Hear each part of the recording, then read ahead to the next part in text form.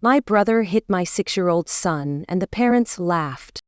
I brought my son to a family reunion, hoping for reconciliation. Instead, in front of everyone, my brother punched him in the face for singing. And the parents? They laughed and said that he could use to learn some shame. They thought they could get away with it. They didn't know the microphones were on. Watch to the end, and you'll find out how I made sure none of them got away with it. If you too think children should be protected, subscribe. And write in the comments, where are you watching this video from? I suppose the truth is, I knew from an early age that I wasn't meant to belong. It wasn't just the glances, the clipped tones, or the way my name was always said with the same tired resignation, as if speaking it summoned a particular kind of burden. It was in the silence after my accomplishments, the quiet when I laughed too loud, the way my presence seemed to take up space no one wanted to give. In the Thompson household, you were either exceptional or invisible. My brother Bradley was the former, and I had long ago learned to survive as the latter. Our father, Gregory Thompson, was a man who occupied rooms like thunder, tall, suited, and immovably sure of his authority. A corporate attorney who took pride in outmaneuvering everyone, even his own family. My mother, Barbara, was a softer echo of him. She carried herself with an elegance that seemed rehearsed, her words chosen for effect rather than empathy. If Gregory was the storm, Barbara was the well-kept harbor where you docked only under his permission. And then there was Bradley, the prodigy. By age 8, he was playing 3 sports, excelling in math, and speaking to adults like he was preparing for a TED Talk. Every time he walked into a room, people made space. Our parents glowed in his light.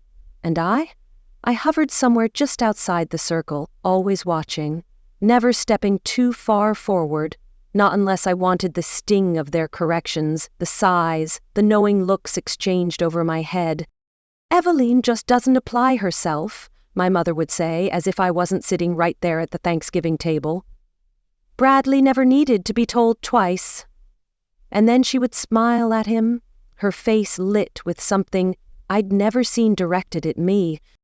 By the time I was a teenager, I had learned to protect myself the only way I knew how. By shrinking. I became excellent at being small. I spoke little, smiled on cue, and kept a tidy distance from everyone in the house. My bedroom became my refuge, the place where I could read and imagine other lives, ones where mothers noticed when you were crying and fathers didn't mistake fear for disrespect. I remember once in high school coming home beaming with pride because I had been chosen to sing a solo in the spring concert. I told my mother while she was ironing linens in the dining room. She didn't even look up. "Are you sure that's wise?" she asked. "You tend to overproject when you sing. It's very shrill." That night, I stood in front of my mirror with a hairbrush and tried to understand what was shrill about singing a song you loved. When I met Simon during my sophomore year of college, I was 20 and naive in ways I didn't even realize. He was sweet, with eyes that really looked at you and a voice that never rose. He laughed at my jokes, asked about my thoughts, remembered the names of books I liked. For the first time, someone didn't treat me like I had to apologize for existing.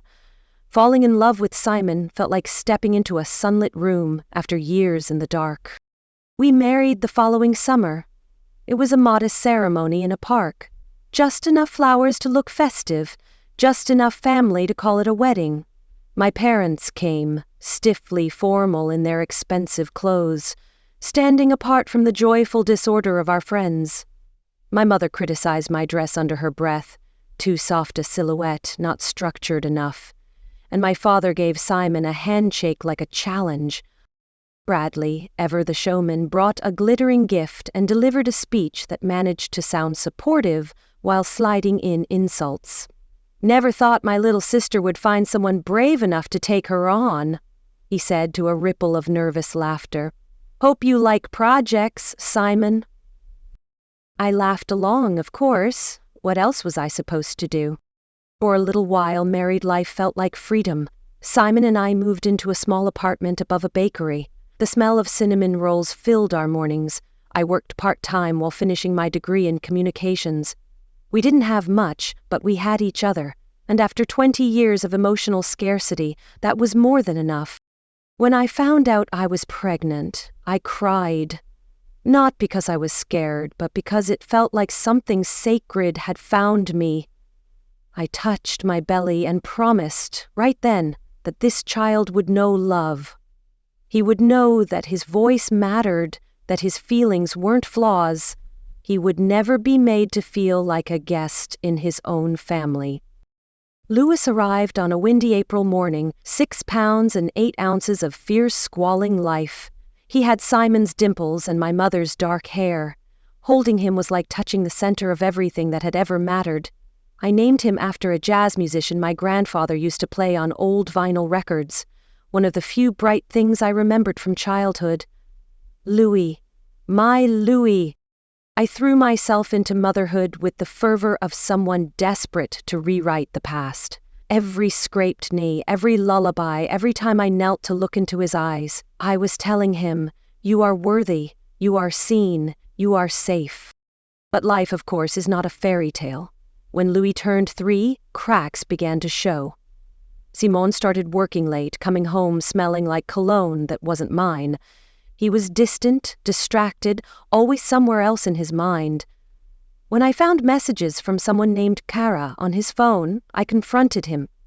He, the domestic most of his adult life, knew nothing of Kara's. He denied it, then he admitted it. A 6-month affair with a colleague. "It didn't mean anything," he said, "but it meant something to me."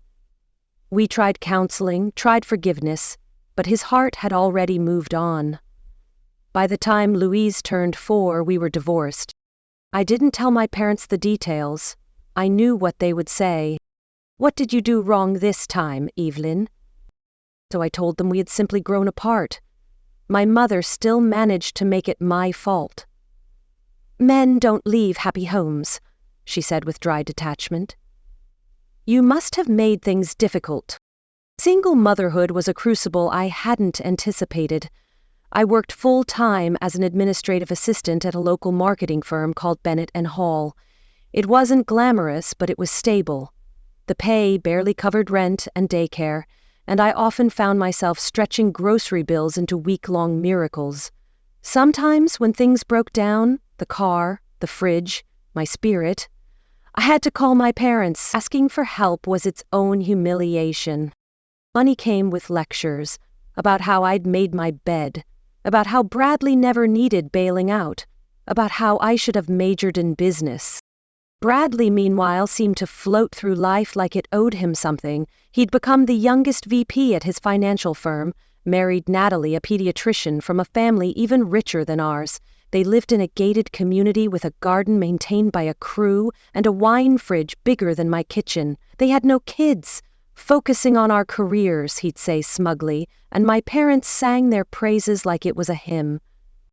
"You could have been like your brother if you'd just tried harder," my father once said during a visit.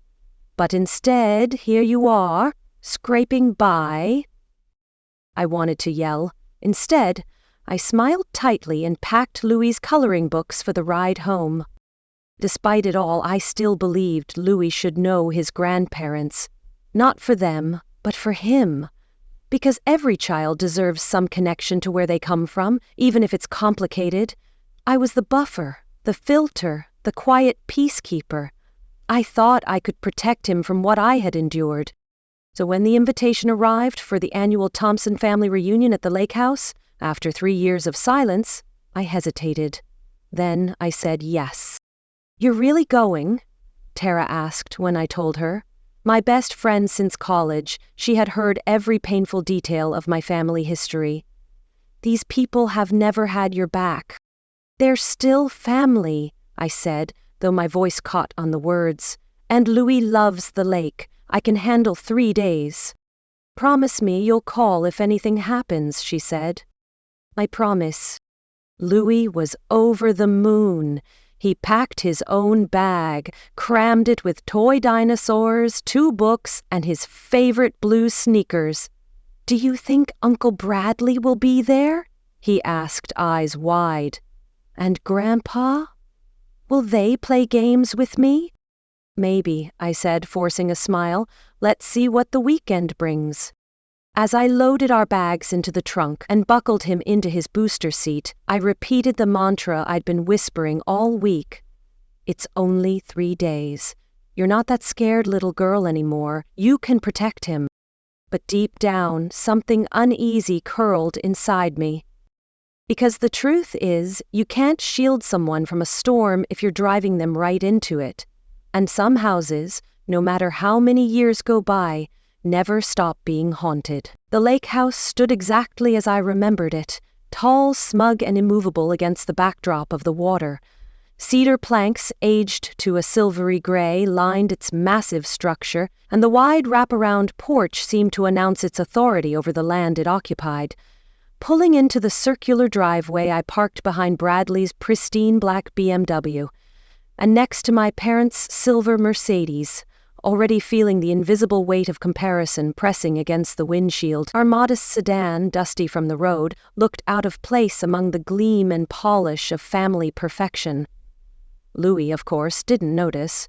He was too busy craning his neck to get a better view of the water shimmering beyond the trees. "We're here!" he shouted, unbuckling his seatbelt before I'd fully shifted the car into park. His voice was buoyant, unaware of the knots tightening in my stomach. I opened my door slowly, taking a breath before stepping out. The scent of lake air and pine needles drifted in, momentarily masking the tension rising in my chest. I reminded myself again that it was just 3 days. 3 days of carefully measured smiles, polite silences, and shielding my son from the undercurrents that had once drowned me. Before we even reached the porch steps, the front door swung open. My mother stood framed in the doorway, dressed in pale linen pants and a cashmere sweater that clung to her shoulders despite the summer heat. Not a strand of her blonde hair was out of place. Her expression flickered briefly before she composed it into a socially acceptable smile. "There you are," she said, arms open with calculated warmth. "We were beginning to think you'd changed your mind." "Traffic was heavy," I replied, returning her stiff hug. Her body was tense, and the embrace felt like something done for appearance, not affection. "It's good to see you, Mom." She stepped back and looked down at Louis. Her face softened a fraction. "And this must be Louis. My, haven't you grown?" Louis, bashful for a moment, clutched my hand and said, "Hi, Grandma." Inside, the great room was a blur of expensive furniture and well-dressed relatives. My father stood near the fireplace, locked in a conversation with Uncle Martin about some stock fluctuation I had no interest in. He gave us a perfunctory nod but didn't interrupt his discussion. Bradley and Natalie appeared from the kitchen. He had one arm casually draped around her shoulders and a bourbon glass in his other hand. His eyes swept over me with the same detached amusement I remembered. "Well, well," he said, loud enough for others to hear. "The prodigal sister returns. And look who she brought. Little Louis. You've grown, kid." Louis smiled timidly. "Hi, Uncle Bradley." Natalie, as always, was more gracious. She came forward and hugged me warmly, genuinely. "It's lovely to see you, Evelyn. And you too, Louis. Your cousins are down by the dock. I bet they'd love to meet you after you get settled." Louis's eyes lit up. "Can I go, Mom? Please?" "Let's take our things to our room first," I said. "Then we'll see." Bradley sipped his drink and leaned against the kitchen island. "Still working at that little marketing place? What is it again to someone important?" "Administrative assistant," I said evenly. "And I got a promotion last month. I'm leading a small project team now." "How nice for you," he replied, the sarcasm carefully folded into his words. "I just closed a 7-figure deal with Anderson Tech. Dad, did I mention the bonus they're giving me?" My father, hearing his name, turned and clapped Bradley on the back. "That's my boy. Always aiming higher." I clenched my teeth and smiled through it. Paul, my Aunt Linda's husband, was near the large bay windows, adjusting camera equipment. He gave me a discreet nod as I passed. Paul had always seemed like an outsider within the family, someone who observed more than he spoke. Married into the Thompson clan, he had never fully adopted the tone of superiority that seemed to run through the bloodline. He was documenting the reunion for a family legacy project commissioned by my father. Naturally, it would feature Bradley prominently. Planning to get everyone's good side? I asked him quietly.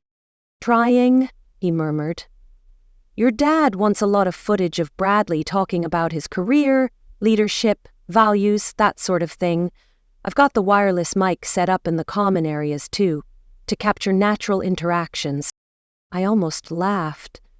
Natural interactions in this family were usually the things you tried to forget. Our assigned room was upstairs, tucked into a corner with a view of the neighbor's garage instead of the lake. It was the smallest guest room, with twin beds and thin linens. I said nothing. I had expected as much. Louis didn't care. He was already unpacking, chattering about meeting his cousins and asking if he could wear his blue swim trunks and show them his dragon roar. I helped him fold his clothes, nodding and smiling, my stomach still tight. Watching him bounce with enthusiasm, I was struck again by how different he was from the child I had been, so full of confidence, so eager to share himself with the world. He didn't know yet how cruel it could be. The first evening passed in a blur of small talk, passive aggression, and strategic avoidance. At dinner, my father monopolized the conversation, prompting Bradley to recount his recent victories. My mother took it upon herself to comment on my hairstyle. Don't you think something more professional might suit you better? And on Louis' energy.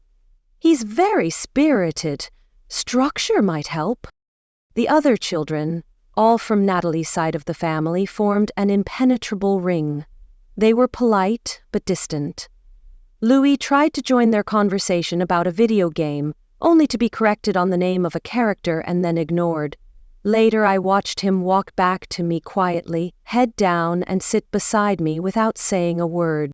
After dinner, while drying dishes in the kitchen, Aunt Linda approached.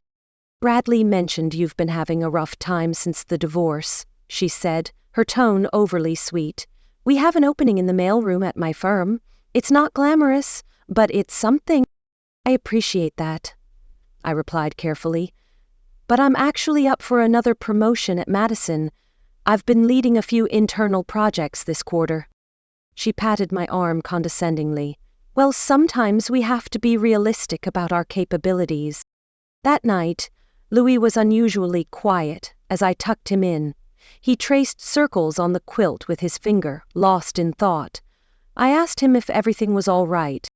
Cousin Jackson said my singing was annoying, he said softly, and Uncle Bradley told me boys shouldn't be so loud if they want people to like them. I inhaled sharply, the familiar sting of shame disguised as advice, the same tactics they had used on me. Louis, your voice is beautiful, I said, kneeling beside the bed. You have every right to be heard. Some people just don't know how to appreciate joy. Grandpa said you were too loud when you were a kid, too. He said that's why you got in trouble. I bit down on the inside of my cheek. Sometimes adults are wrong, I said quietly. Even grandparents, especially your mom's parents. He giggled at that, and I kissed his forehead. Tomorrow will be better, I whispered. We'll go swimming and have fun, just us. But as I lay in the narrow bed that night, staring at the ceiling fan slicing through the dark, I couldn't shake the feeling that I'd made a terrible mistake.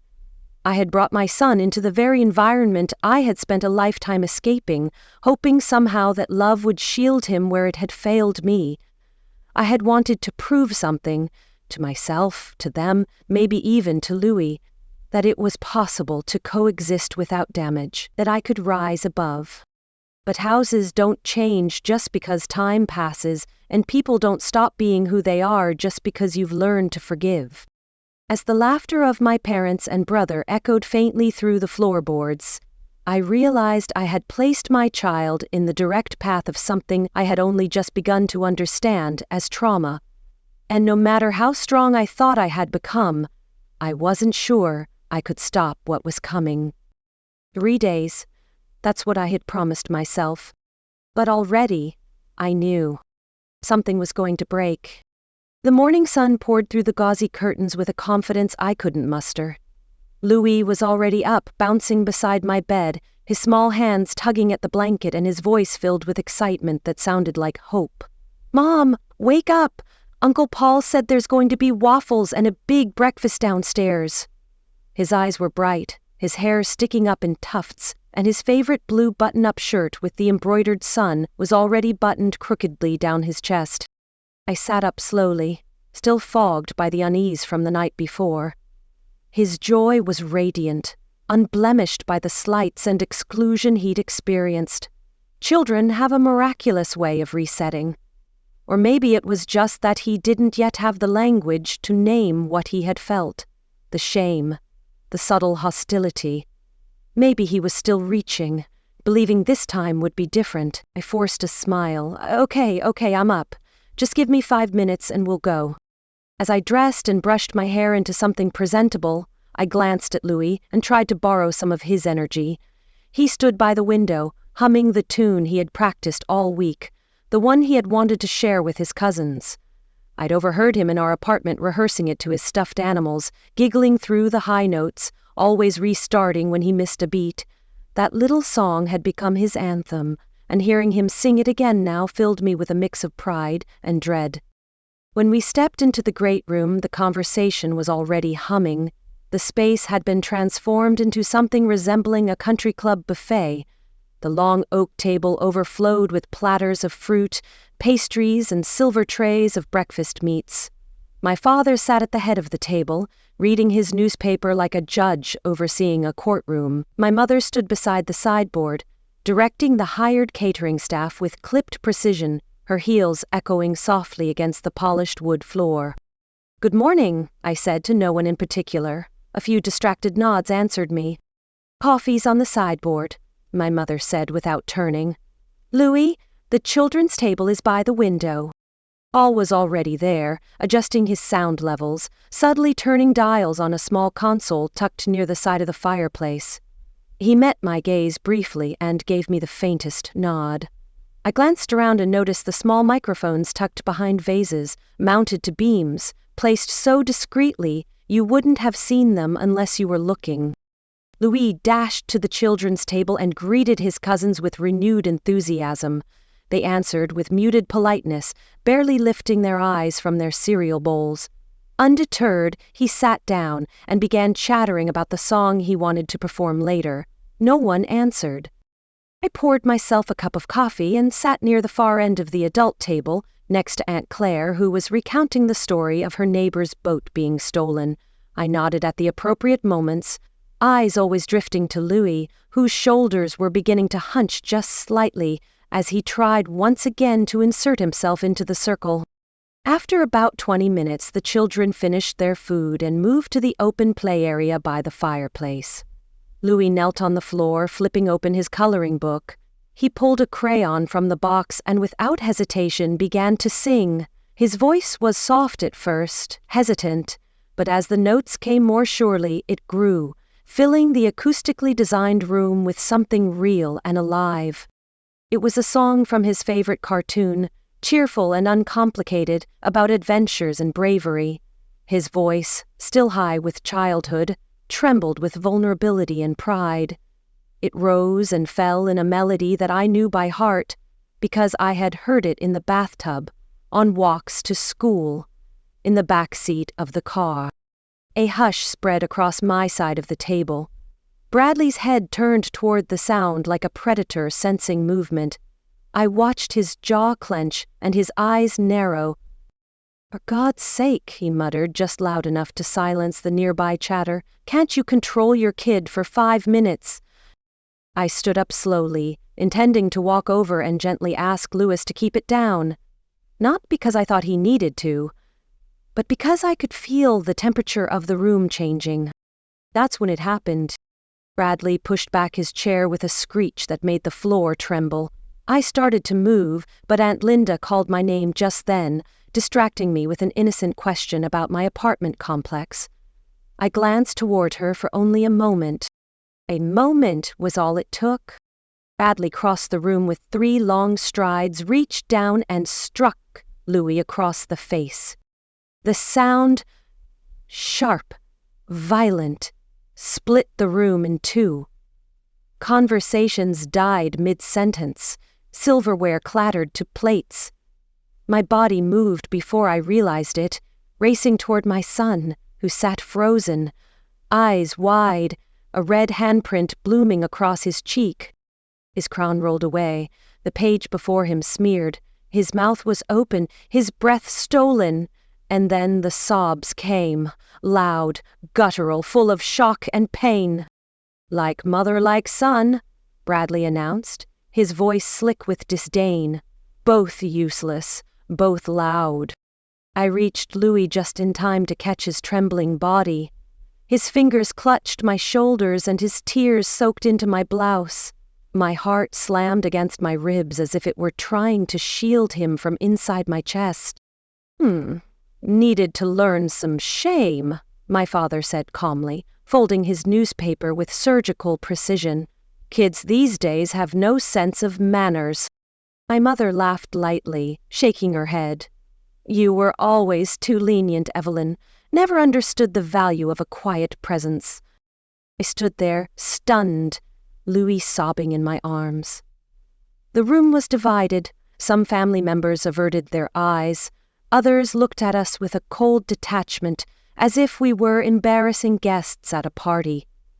Paul had gone completely still near his equipment, his expression unreadable. Then I remembered the microphones. The room had been wired for audio. The slap, the insult, the justification, it was all captured. Bradley's eyes flickered to Paul.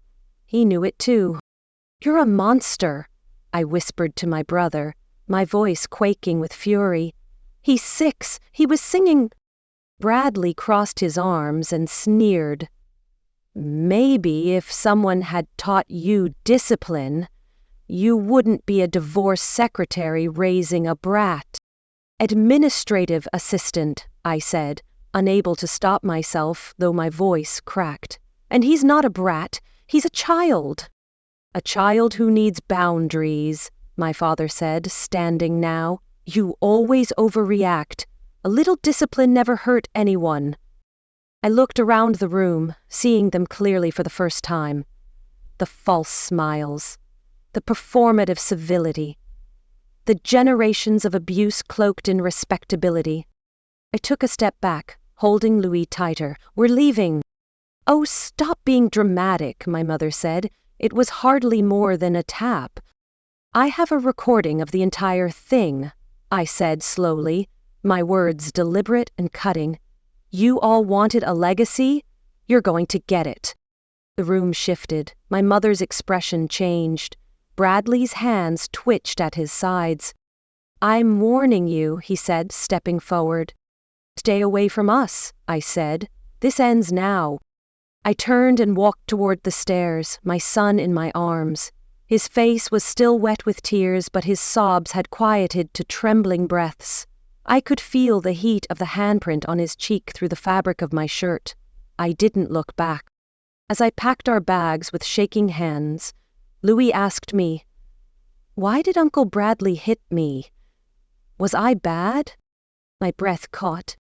"No, baby," I said, kneeling down so our eyes were level. "You weren't bad. You were singing. You were being yourself. He was wrong. Very wrong." "But Grandpa said—" "Grandpa was wrong too." His lip trembled. "Does it mean I can't sing anymore?" I hugged him close. "It means you sing louder." A knock at the door made me flinch. I positioned myself between it and Louis.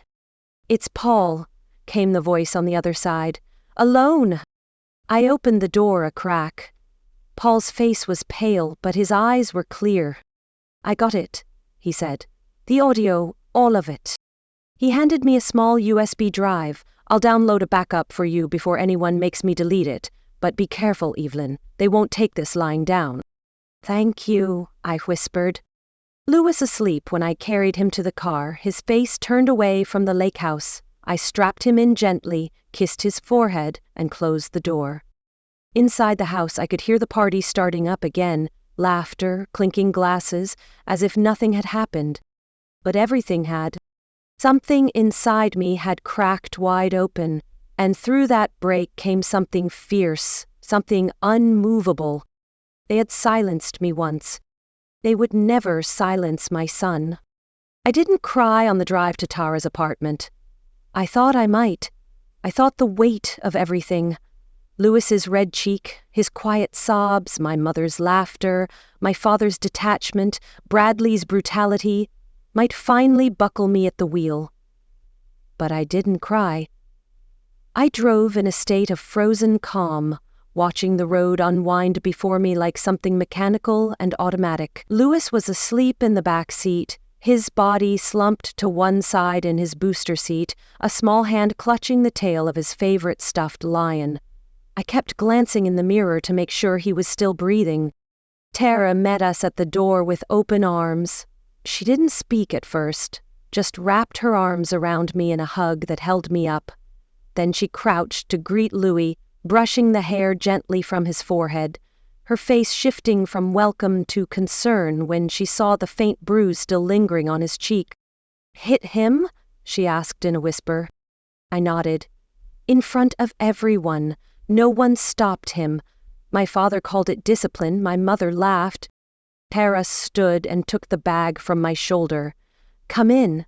Stay as long as you need. We'll figure this out." That night, after Louis had fallen asleep in the guest room, still quiet, still subdued in a way that unnerved me, I sat at Tara's kitchen table and stared at the USB drive Paul had given me. My hands trembled slightly as I inserted it into her laptop. I already knew what was on it, but part of me needed to hear it again, to be sure it was real and not a manifestation of old wounds resurrected in a new form. Tara sat beside me in silence as the audio played. The slap was unmistakable, sharp, sudden, visceral. Bradley's voice followed, laced with contempt. "Like mother, like son, both useless." My father's comment came next, disturbingly calm. He needed to learn some shame. Then my mother's soft, amused laugh, and finally my own voice, breaking with fury and disbelief, demanding they stay away from my child. Tara closed the laptop when it ended. "Jesus," she said, her eyes glassy. "That's not just cruelty. That's systemic. That's generational." I nodded, my throat tight. "It's how they raised us. It's how they see the world. Bradley was always the golden one. I was always the disappointment." Tara looked at me with something between rage and awe. "What are you going to do?" I exhaled slowly, my voice low but steady. "I'm going to make sure he never touches another child again." The next morning, I scheduled an appointment with Louis' pediatrician. Dr. Winters was a warm, middle-aged woman with patient eyes and a voice that never rose above a gentle murmur. She examined the fading bruise on Louis' cheek and documented the location, the depth, the color. She asked Louis a few questions in a voice so kind it almost broke me. He answered carefully, eyes flicking to me as if to confirm whether it was safe to speak. "Uncle Bradley hit me," he said softly, "because I was singing." Dr. Winters didn't flinch. She simply nodded and wrote it down. "I'm referring him to a child psychologist," she said to me after the exam. "There are signs of trauma response already. Withdrawal, hypersensitivity, confusion about fault. The sooner he's seen, the better." That same day, I made an appointment with Dr. Melissa Garner, the psychologist Dr. Winters recommended. She specialized in childhood trauma and had experience in family systems therapy. After the initial session, she called me in while Louis played with building blocks in the adjoining room. "As showing classic symptoms of acute stress," she said. He's uncertain whether he did something wrong, which is common in children exposed to abuse by trusted adults. He's also expressing a loss of confidence in activities he previously enjoyed, particularly singing. Will he recover? I asked. With continued therapy and a stable supportive environment, yes, she said. Children are resilient, but this event, if unaddressed, could become a defining trauma. You're doing the right thing. That night, I opened my laptop and created a folder titled Evidence. I uploaded the audio file from Paul. I scanned Dr. Winters's report. I typed out a transcript of the key audio moments. Then I wrote a detailed, emotionless summary of the incident, the who, the what, the when. I noted every witness, every comment, every dismissive word from my parents. I removed my feelings from it because I knew those would be used against me later. The next morning, I went to the police department and filed a report. Officer Jenkins, a young woman with a tired expression, took my statement seriously. She listened to the audio, replayed the moment of the slap, and asked if Lewis would be willing to talk to a child advocate. I agreed. We may not be able to pursue criminal charges, especially with how some laws interpret family discipline, she said. But this gives you a strong record if anything like this happens again. And the audio changes everything. By the time I returned to Tara's apartment, my phone had started ringing. First my mother, then my father, then Bradley. My mother's messages began with concern. Please call us, this has gone far enough. Then turned to guilt. Your father is heartbroken. You're tearing the family apart. Bradley's messages were a roller coaster. First mocking, you always were dramatic.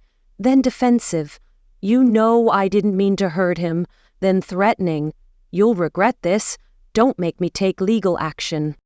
I didn't reply. Instead, I took a pair of headphones, edited the audio clip into a clean 2-minute segment, cutting away everything but the slap, the comments, the laughter, and saved it as a new file. Then I wrote 3 emails. The first went to the board of directors at Meridian Financial, where Bradley was vice president of client strategy. I included the audio, the transcript, and a brief note. I am sharing this in confidence due to your firm's stated commitment to ethical conduct and family values. Mr. Thompson is on record striking a 6-year-old child for singing, followed by verbal and emotional abuse from multiple adults. Given his leadership role and contact with clients, I believed this warranted your attention. The second went to the Children's Future Foundation, where Bradley served as a board member. The third went to the Westlake Business Leaders Mentorship Program, where he volunteered with teens. Within 24 hours, I received my first response. The Children's Future Foundation thanked me for the information and stated they would be initiating an internal review immediately. The mentorship program replied similarly, adding that Bradley's involvement would be suspended pending the outcome of the review. From Meridian Financial, I heard nothing for 2 days. Then a terse reply, "We are reviewing this matter with urgency." Bradley called 6 times in 1 day, left voicemails, texted paragraphs, alternated between begging and threatening. My parents followed suit. "You are destroying your brother's life," my father said in one voicemail. "Over one misunderstanding, you always had a vindictive streak." "You're blowing this out of proportion," my mother wrote. "It was a moment of frustration. Don't ruin his career over it." I didn't answer any of them. Paul called that evening. "They know," he said quietly. "Bradley is freaking out. Your dad wants me to delete the footage. I told them I already archived it. They don't know I gave it to you. I won't say a word about you," I promised. "But thank you, you did the right thing. I've been part of this family long enough to know something's wrong," he said. "But I didn't realize how deep it went until I heard the recording." The next day, Natalie called. She sounded shaken. Her voice cracked halfway through her sentence. "I heard it," she said. "Linda played it for me. Paul gave her a copy." I didn't know what to say. I braced myself for backlash. "I've heard that tone before," she continued. "The way he spoke to Louis, the way he dismissed you, that wasn't new to me. He's never hit me, but the control, the anger, it's been there." I was silent. "I'm staying with my sister," she added. "I told him I wouldn't come back until he gets help. I just wanted you to know I believe you, and I'm sorry." A week passed, then another. Louis began to smile again. He drew pictures of superheroes and spaceships. He still didn't sing, but he hummed sometimes. He clung to me more often, wanted to sleep in my bed. I let him. I received a formal letter from Meridian Financial. Bradley had been placed on administrative leave pending a full internal investigation. The Children's Future Foundation issued a public statement about their zero-tolerance policy on child mistreatment. Bradley's name wasn't mentioned, but he was removed from their website the next day. The mentorship program informed me he had stepped down voluntarily. Bradley sent me one final message: "You've ruined my life. I hope you're proud." I didn't reply. I didn't need to.